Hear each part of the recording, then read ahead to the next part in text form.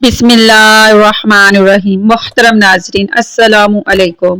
یزید کون تھا اور اس کی ہلاکت کیسے ہوئی؟ یزید ملعون تاریخ اسلام کا وہ بدترین شخص ہے جس کے ہاتھ اہل بیت رسول اللہ صلی اللہ علیہ وآلہ وسلم کے خون سے رنگے ہیں۔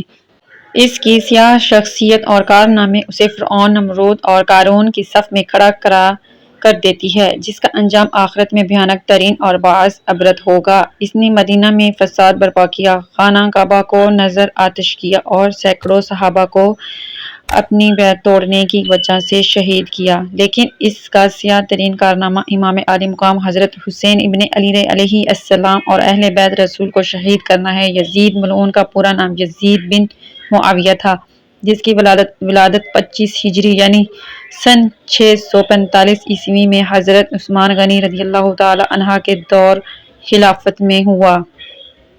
جب سن 60 ہجری میں حضرت معاویہ ابن ابو سفیان نے امیر المومنین حضرت علی رضی اللہ تعالی عنہ سے بغاوت کر کے شام میں بنو امیہ حکومت کی بنیاد رکھی تو اس وقت یزید نوجوان تھا، لہٰذا حضرت معاویہ یزید ملعون کو اپنے بعد حاکم بنانے کی کوشش میں لگ گئے، اور پھر صلح حسن کے بعد جب پوری حکومت معاون ابن ابو سفیان کے ہاتھوں میں آئی تو انہوں نے شام، عراق، مصر اور حرم میں اپنی حمایتوں کے ذریعے خطبوں میں یزید کا نام لینے کا حکم دیا۔ نیز تلواروں کے زور اور دیناروں کی تھیلیوں کے ذریعے گورنروں اور سپہ سالاروں کو بھی یزید کا حمایتی بنایا گیا۔ امام حسن علیہ السلام کے ساتھ کی جانے والی شرائط کو توڑ دیا گیا۔ سن 60 ہجری میں نبی صلی اللہ علیہ وآلہ وسلم کی پیشے گوئی کے مطابق یزید تخت نشین ہوتا ہے اور تاریخ اسلام کا ایک سیاہ باب کھل جاتا ہے۔ کچھ اصحاب رسول یزید کی بیعت سے صریح طور پر انکار کر دیتے ہیں، جن میں اس وقت کے سب سے افضل شخص اور نواسے رسول صلی اللہ علیہ وآلہ وسلم حضرت حسین ابن علی بھی شامل تھے۔ اس بات کا بہت زیادہ اندیشہ تھا کہ کہیں اسلامی حکومت کے اندر بغاوت یا پھوٹ نہ پڑ جائے اور لوگ حضرت حسین ابن علی کو اپنا رہنما بنا کر خروج نہ کر دیں۔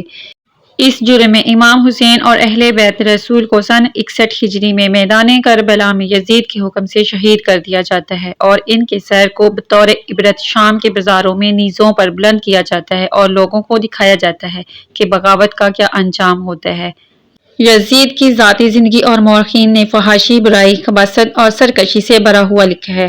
امام طبری نے نقل کیا کہ حضرت عبداللہ بن حنظلہ رضی اللہ تعالی عنہ اور اصحاب کی ایک جماعت نے جب یزید کے متعلق معلومات کی اور اس کے دربار پہنچے تو اسے ایک سرکش حاکم پایا، لہذا حضرت عبداللہ بن حنظلہ کہتے ہیں کہ خدا کی قسم ہم یزید کے دربار سے اس حال میں باہر نکلے کہ ہمیں آسمان سے پتھر برسنے کا خوف تھا۔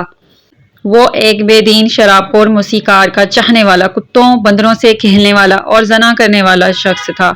علامہ مسعودی لکھتے ہیں کہ یزید کی زندگی فرعون کی مثل۔ شہادت حسین کے بعد بھی یزید ملعون نے لوگوں پر بے دریغ ظلم کیے۔ جب مدینہ والوں نے اس کی بیعت توڑی تو اس نے شامی لشکر کو مدینہ بھیج۔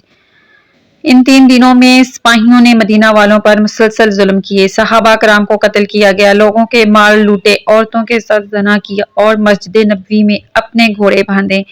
پھر 63 ہجری کے آخر میں جب حضرت عبداللہ بن زبیر رضی اللہ تعالی عنہ نے مکہ میں اپنی امارت قائم کر لی تو یزید کے حکم سے شامی فوج نے مکہ پر چڑھائی کرا دی اور حرم میں منجنیق پھینکے، جس سے کعبہ میں آگ لگ گئی تھی۔